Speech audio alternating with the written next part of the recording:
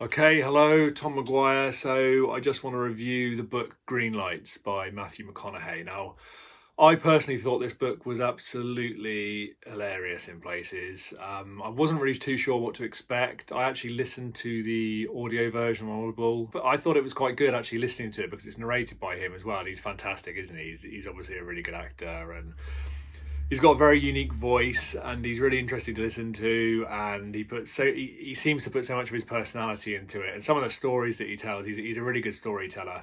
Some of the stories that he tells are just absolutely fantastic.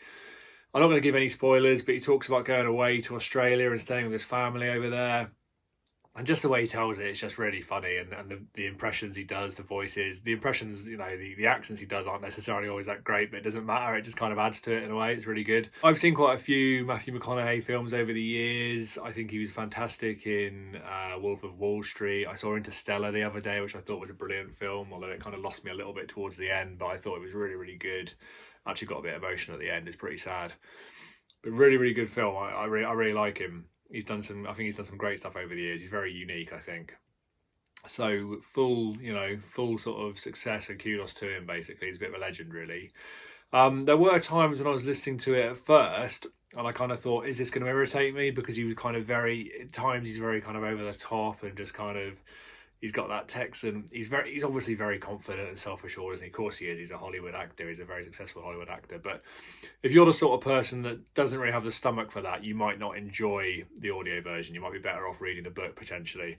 But I thought it was. I stuck with it. It didn't take very long before I started thinking, it's good. I like it. It's good. It's original. It's unique. And I think he's a really good storyteller. He puts his own spin on things. It is a good personal development book, I think. I've heard people say it's not much of a personal development book, but I think it is. He gives some really good life advice, and obviously, I've heard people say, oh, he's a Hollywood actor and stuff. Who's he to talk about? Well, actually, yeah, I don't know. I think I if you listen to the book or you read the book, he talks about his childhood, he talks about growing up, and actually, these sort of people become successful for a reason because yes, they're kind of blessed with good looks in his case and stuff like that, and he was very lucky in that respect, but he worked hard and he knew what he wanted and he went for it and he didn't stop until he got it. And that is a good personal development advice lesson thing, if you know what I'm saying. It's kind of, these people don't, he didn't just do nothing and just get handed these roles. He was very single-minded, I think, like a lot of these people, and he made it happen for himself and he had huge success, and good on him, basically. So why wouldn't you want to listen to that story and make your own mind up?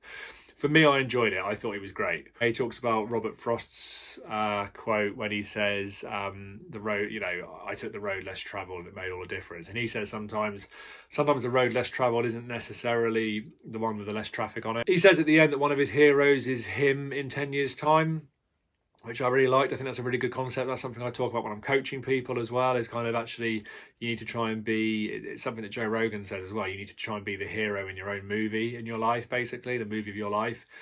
And you need to kind of think about who you want to be sort of 5-10 years in the future, and actually have this image of yourself as this fantastic person, this person who's kind of ironed out the difficulties and the problems that you're kind of struggling with at the minute. So this idea of, and this is when he's thanking people at the end, the different people, and he says about his heroes, he says him in 10 years' time, which sounds a bit arrogant, but I liked it.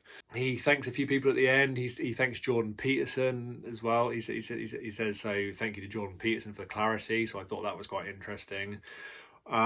He says it's time to be less impressed and more involved. So less impressed with what we do and actually just get more involved in things, to like throw ourselves into things. I like the way he talks about how kind of like the flexibility of personality in the way he talks about sort of just the typical thing, extroverts, introverts, we hear a lot about. And he says, an extrovert might need to practice staying in occasionally and reading a book, and an introvert might need to practice getting out there and speaking and what have you. He talked about not wanting to be the rom-com guy, and I suppose like a lot of these actors, he kind of wanted to prove himself as a proper actor, and he took on these roles like Dallas Buyers Club, where he absolutely went ridiculously emaciated, and that was a fantastic role.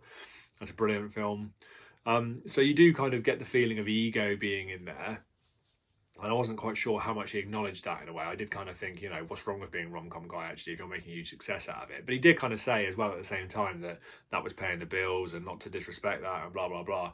But I guess if you're an actor, you're human like anyone else. You want to kind of prove that you can do the best that you possibly can. You want to reach your potential, don't you, basically? So why not? So we get green lights in life that kind of, you know, give us the go ahead to crack on. You know, we have amber lights which kind of slow us down, and we've got these red lights which obviously, you know, the big time kind of things that stop us, we need to think about and learn from.